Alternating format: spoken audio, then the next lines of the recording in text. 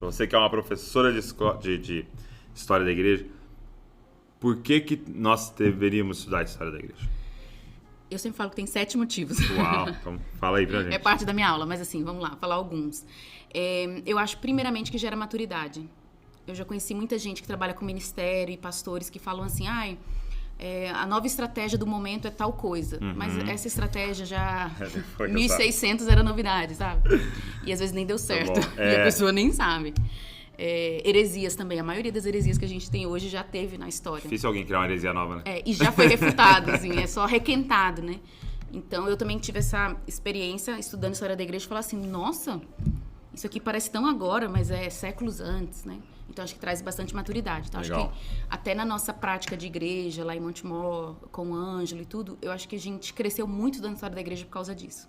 Ok. Tipo, o que é legal? O que é legal dos reformadores? O que não é legal? O que é legal dos pentecostais? O que não é? E a gente consegue, um segundo motivo, ter mais respeito com as linhas do corpo de Cristo. Quando eu li a história do Avivamento Azusa, eu passei a respeitar muito mais as igrejas da Assembleia de Deus, porque tem uma história ali por detrás, né? Por mais que eu não concorde, talvez, com a doutrina ou outra, você conhece a história, você respeita. É tipo assim, conheci a família, vou respeitar. Então, acho que gera isso também, né? E mesmo porque tem todo um pano de fundo, tem todo um porquê de aconteceu aquilo ali, né? Não é tipo alguém, por preciosismo, faz daquele jeito, né? Tem por mais que a gente tá falando Assembleia de Deus, mas qualquer outro movimento que tem uma coisa errada, assim, que a gente não concorde... tem uma história ali por detrás que às vezes faz sentido até a pessoa ter se comportado daquele jeito, ter chegado àquela conclusão teológica e tal. Então, acho que isso ajuda a gente a ser mais cuidadoso, né? Com o corpo de Cristo. Outra razão para estudar a história da igreja é ver os processos de Deus na história, né?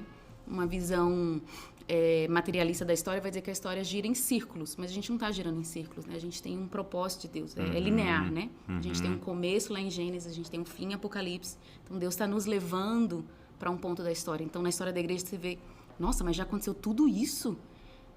Nossa, o que Deus quer fazer de novo agora na nossa geração, né? Então, eu sempre gostei muito da história da igreja por esse viés, assim, da questão do avivamento, da escatologia também, sempre foi um ponto nosso. Não é estudar só por estudar as informações, é o que Deus quer fazer hoje, né? Se Ele já fez tanta coisa boa no passado. Então, maturidade. Segundo? Esqueci já. Como foi? Pra gente respeitar. A segunda é o plano de Deus, né? Entendimento do plano de Deus. Todo. O Lloyd Jones falava isso. Você acabou de ler a Bíblia, o próximo livro é a história da igreja. Porque é a continuidade, né? Entendi. É a segunda coisa mais importante. O que Deus continua fazendo? Outra coisa é ver as questões boas e negativas da história da igreja. Isso tem a ver com maturidade, né? E uma outra razão para estudar a história da igreja, que eu sempre tenho falado, é que muita gente, quando vê o tanto de denominação que tem hoje no mundo, tanto de teólogos, linhas teológicas, muita gente tem a tendência de falar assim, nossa, não dá para saber qual é a verdade cristã, assim. Cada um pensa de um jeito, isso é relativismo, né? Não dá. É melhor cada um pensar por si mesmo e pronto, final. Não, quando você olha a história da igreja, por mais que tenham teólogos que pensem diferente sobre coisas do cristianismo, da vida, existe um básico, um essencial da fé cristã que sempre permaneceu, de Atos até os dias de hoje. O essencial, assim. E isso não muda. E é incrível você olhar isso na história da igreja, sabe? Como se fosse uma parada protegida, assim, por Deus. Que é o básico da fé cristã, sabe? Como, por exemplo?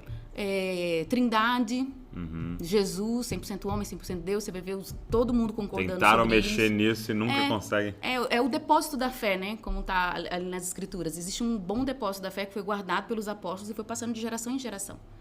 Isso é por incrível, mais que tenha heresias e pontos discordantes, escatologia, por exemplo, todo mundo quer que Jesus vai voltar. É um básico, Jesus vai voltar. Sim.